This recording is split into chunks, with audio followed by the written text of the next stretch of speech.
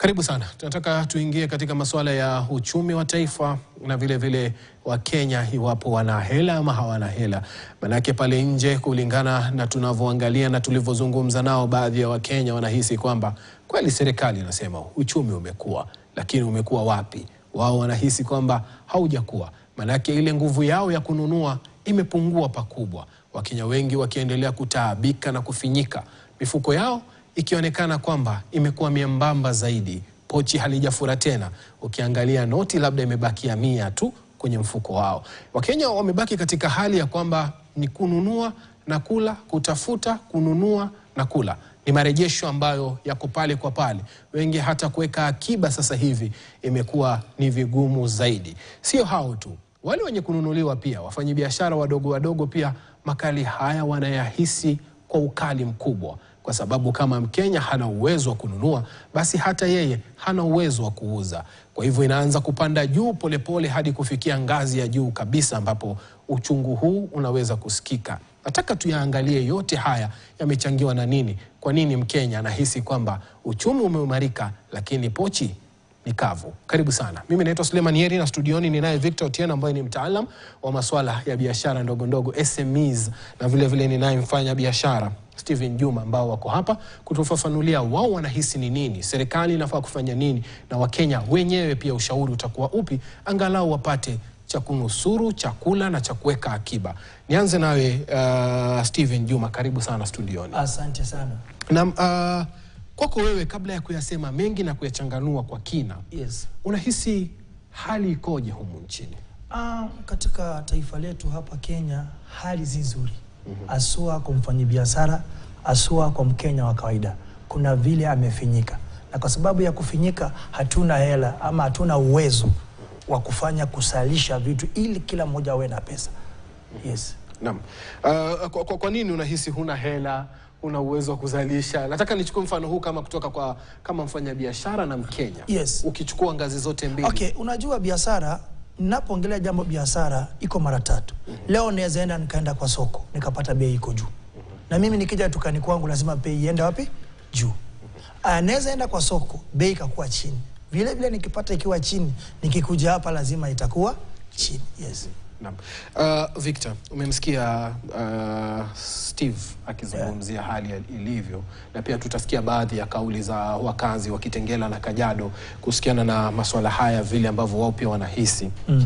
Unahisi tuko wapi kwa sasa hivi? Vile mwenzangu amesema, hali ni kwa mwanabiashara ni ngumu. Ukiangalia ni ngumu kuwa from a disposable income perspective, wanunuzi hawana ile nguvu ya kununua, kwa sababu ukiangalia ile mshahara imetozwa ushuru zaidi. So inamaanisha kuwa ule mnunuzi anatumia pesa kununua, kutumia katika zile expenses ambazo ni critical zaidi. So inamaanisha kama ulikuwa unaenda kwa hoteli kula nyama, utakula nyama, utakula mayai ama utakula kabeji. Kumbuka ule nyama ni mtu wa butchery, huyo ni mwanabiashara. So inamaanisha kuwa mwanabiashara hapo anaumia. Ya pili ni kuwa ile investment ama kutozwa ile deni ambayo ungetaka kuchukua kwa biashara, pia haupati kutoka benki. Ukiangalia serikali kuu inafanya a lot of borrowing, so inamaanisha pia mabenki hawapeani loans. So hiyo ni pigo la pili kwa mwanabiashara. Na generally ukiangalia ile environment ya taxes na regulation pia iko na changamoto zaidi. Ile compliance, cost of compliance iko juu. Hiyo inamaanisha kwa mwanabiashara anaumia zaidi. Juma, nataka tuangalie kwa kina, kitufafanulia kwa kina. Yes. Wewe saa hizi unapoenda sokoni ama unapoenda kununua bidhaa zako pale sokoni, ni changamoto imekuwa ipi? Hali imebadilika kivipi kutoka tuseme kuanzia ngazi za Mwai Kibaki ama hata nyuma kwa Rais Moi mpaka sasa hivi kwa Rais William Ruto? Okay, my brother, biashara, kuna biashara, unajua mfanya biashara wa mayai ni mfanya biashara, wa kuuza kuku ni mfanya biashara, wa hoteli mfanya biashara. Lakini kwa jumla biashara ina tatizo. Na tatizo inakuja wapi? Wacha niseme kwa mfano, kama nimeenda soko, nimeendea vitu nje. Nikishaenda kuleta hizo vitu nitakatwa ushuru huko nje, nikifika Mombasa nilipe, nikikuja kwa duka nilipe.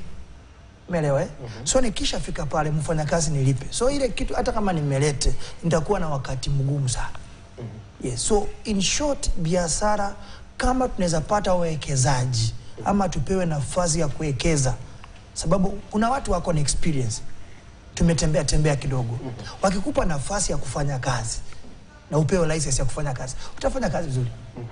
Yes. Ndio, bila shaka. Umezungumzia biashara, lakini kama Mkenya, sasa hizi Wakenya wanasema hawana pesa, hawana senti, hawana hela. Wakati wa Rais Moi watu walikuwa wanasema walikuwa wanaokota mpaka pesa barabarani. Lakini sasa hivi ukiokota pesa kutakuwa ni kiama labda. Unajua tatizo inakuja hivi. Pesa siko Kenya. Mtu asikudanganye, pesa ziko, lakini pesa zimewekwa. Wapi? Pesa isitembee kwa biashara. Unaona? Sababu biashara ndio income ya kila kitu.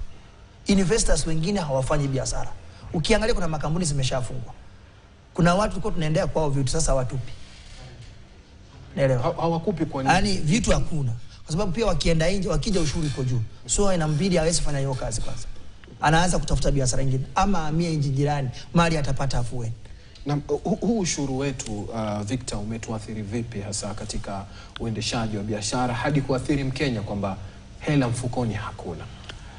Ile changamoto ambayo tunapitia kama Wakenya ni serikali kuwekeza katika investment ambazo hazileti economic dividend. Ukiangalia ile administration ya Uhuru walienda kuchukua deni nje na wakatengeneza SGR, wakatengeneza barabara. Changamoto ya infrastructure ni haikuzi uchumi kwa haraka. So inamaanisha kuwa saa zile unafaa kulipa hii deni, lazima utachukua pesa kutoka mahali fulani.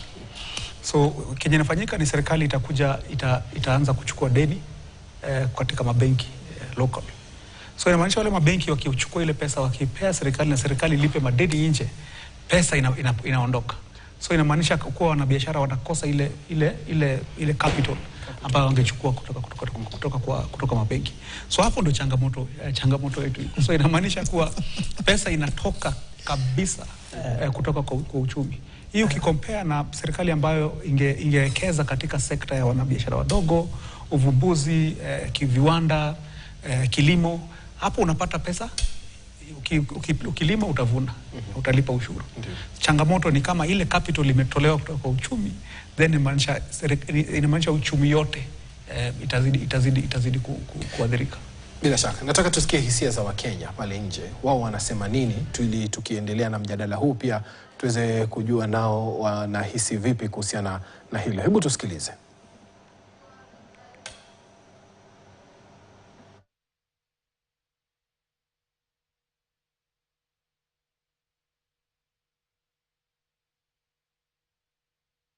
Eneo bunge la Mogotio, na niko na kina mama hapa ambao wanaweza wakatueleza iwapo uchumi uko hali gani katika eneo hili na katika nyumbani mwao. Tueleze, tukianza na jina lako, tueleze hali ya uchumi kwako iko vipi, imeimarika ama bado? Okay, majina naitwa Chematian Lucy. Uchumi kweli kulingana na hizo miaka zingine ama siku ya uhuru, uchumi ilikuwa mbaya. Na kwa sasa hata sukari vile ilikuwa mpaka 250, na ukiona wakati huu kweli tunasema uchumi sio mbaya, iko katikati. But tunashukuru Mungu kwa sababu unaona hata sukari vile imeshuka, inakuja mpaka 150 saa hii kwa sasa. Unga ni 100. Tunaona uchumi sio mbaya. Mungu akitujalia labda tuseme next year pengine ama this year, juu bado ni new year, uenda katikati hivi vile itaweza uchumi itakuwa sawa kulingana vile mimi naona, na kulingana na kazi ama kulingana na serikali hii yetu. Tunaona at least tunaona watu kama juzi tunaona walimu wameajiriwa. Unaona ni kama hii serikali itatupeleka pale pazuri. Wacha tuwape hata hii mwaka 2 ambaye iko mbele yetu, ndio tuone kama uchumi itakuwa sawa ama itakuwa sababu tunasema ni sawa kwa sasa. Kwa shida ambaye sisi wengine ambaye tunayo kama kazini hapa, tunasema kweli kwa sisi uchumi ndio ni mbaya, lakini si mbaya sana. Wageni wako sisi tunategemea wageni, na wageni kwa sasa sijui kama ni county wa advertise kazi Baringo ama ni nini. Sasa ndio tukitaka sema uchumi ni mzuri, tunaona ni mbaya kwa sababu hatuna wageni na tunategemea wageni. Kama tungekuwa na wageni, tungekuwa na la kusifu sasa tuseme uchumi ni mzuri. Kwa hivyo tunashukuru Mungu, acha Mungu atujalie na aendelee hivyo, president wetu aendelee hivyo. Tunatakia hila la heri, aendelee hivyo na ndio uchumi kuje kabisa mpaka tuifike mahali inatakikana na wananchi. Shukran sana. Niweze kuongea na mama mwenzangu hapa aweze kutueleza pengine swala la ile ushuru ambao Wakenya wanakatwa. Sijui kama imewaadhiri hapa mashinani ama ni wale tu ambao wako kazini katika maofisi tofauti, na hali ya uchumi hata kwako nyumbani iko namna gani? Kabla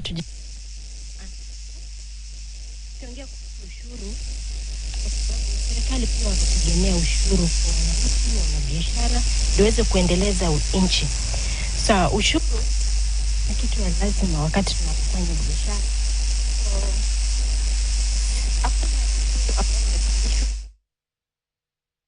Bila shaka tutarudi Mogotio kusikia akina mama wengineo pia wana yapi ambayo ya kunena kuhusiana na masuala haya ambayo yanafungamana na uchumi, hususan Wakenya wakionekana ni kwamba ni mafukara, wanafanya kazi, uchumi unaambiwa, serikali inasema uchumi umeimarika, lakini ni mafukara. Steve, nataka nirudi tuangalie wakati wa awamu ya rais mstaafu marehemu hayati Daniel Arap Moi. Tumwangalie pia hayati Mwai Kibaki na rais mstaafu Uhuru Kenyatta. Wakati huo nyinyi kama wafanyabiashara ama kama Mkenya, labda kwa kuja kuwa mfanyabiashara wakati huo, hali ilikuwa vipi? Unadhani uchumi ulikuwa sawa wakati huo na Wakenya walikuwa na pesa? Asante. Wakati wa Moi pesa zilikuwa mingi kwa sababu kulikuwa na freedom na kulikuwa na usalishaji, hakukuwa na ushuru mingi na hakukuwa na ile limitation. Wakati wa Kibaki kulikuwa na pesa. Na pesa, hata mimi nilipata pesa wakati wa Kibaki kwa sababu biashara zangu ningeiwekelea, ingenisaidia. Wakati wa Uhuru mambo yakaanza kuharibika. Unajua demo inji ilianza kukopa, madeni ikaanza kuingia kwa taifa letu. Sasa mkulima wa chini ndiye analipa deni. Unaelewa? Mfanyabiashara ndiye analipa hiyo deni. Unaelewa? So unakuja kupata mambo yamekuwa magumu kwa sababu zile investors tulikuwa nazo wakati wa Kibaki. Wakati wa Kibaki hatukuwa na deni mingi. Wakati wa Kibaki biashara ilikuwa inafanya mpaka saa 7 usiku. Tulikuwa paka nafasi mpaka saa 7 usiku. Hata town ungeteza kutembea, kanjo hangeweza kukuuma. Lakini nowadays tumewekewa limit. Wewe fika hapa na ukifika hapo unalipia hiki. Ukifikia hapo unalipia hiki. Sasa kama mimi nimetolewa pesa kwa mfuko, mfanyakazi wangu atabaki na nini? So unakuja kupata pesa hakuna kwa sababu zile vitu tulikuwa tunaleta sasa hasikuji.